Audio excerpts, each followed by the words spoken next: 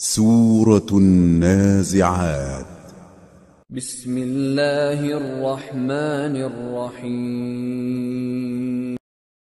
شروع اللہ کا نام لے کر جو بڑا مہربان نہایت رحم والا ہے.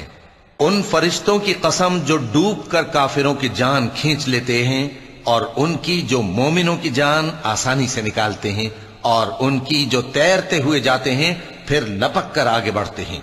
پھر دنیا کے کاموں کا انتظام کرتے ہیں کہ وہ دن آ کر رہے گا جس دن وہ زلزلہ آئے گا، پھر اس کے پیچھے اور زلزلہ آئے گا. اس دن لوگوں کے دل خوف زدہ ہوں گے اور آنکھیں جھکی ہوئی.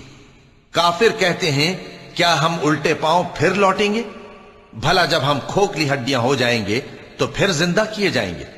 کہتے ہیں کہ یہ لوٹنا تو سراسر نقصان کا لوٹنا ہوگا. تو بس وہ ایک ڈانٹ ہوگی، اس وقت وہ سب میدان حشر میں آ جمع ہوں گے. بھلا تم کو موسیٰ کی حکایت پہنچی ہے جب ان کے پروردگار نے ان کو پاک میدان یعنی طویٰ میں پکارا اور حکم دیا کہ فرعون کے پاس جاؤ کہ وہ سرکش ہو رہا ہے. پھر اس سے کہو کہ کیا تو چاہتا ہے کہ پاک ہو جائے اور میں تجھے تیرے پروردگار کا رستہ بتاؤں تاکہ تجھ کو خوف پیدا ہو. غرض انہوں نے اس کو بہت بڑی نشانی دکھائی مگر اس نے جھٹلایا اور نہ مانا. پھر لوٹ گیا اور تدبیریں کرنے لگا. سو اس نے لوگوں کو اکٹھا کیا، پھر بلند آواز سے بولا. سو کہنے لگا کہ تمہارا سب سے بڑا مالک میں ہوں. تو اللہ نے اس کو دنیا اور آخرت دونوں کے عذاب میں پکڑ لیا.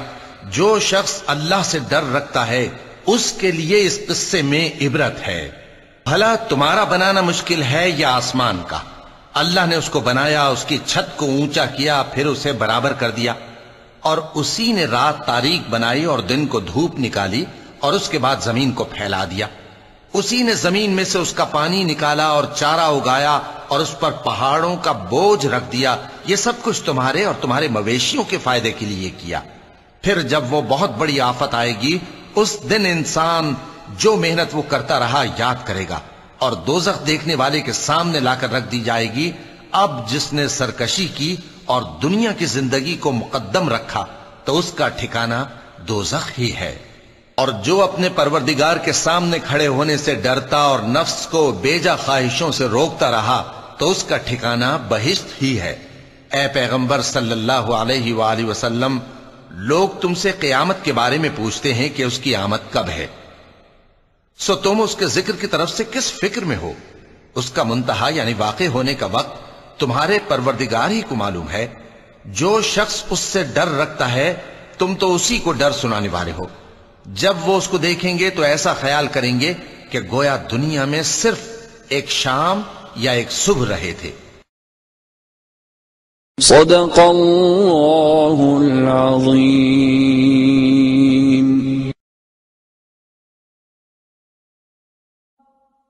حی علی الفلاح.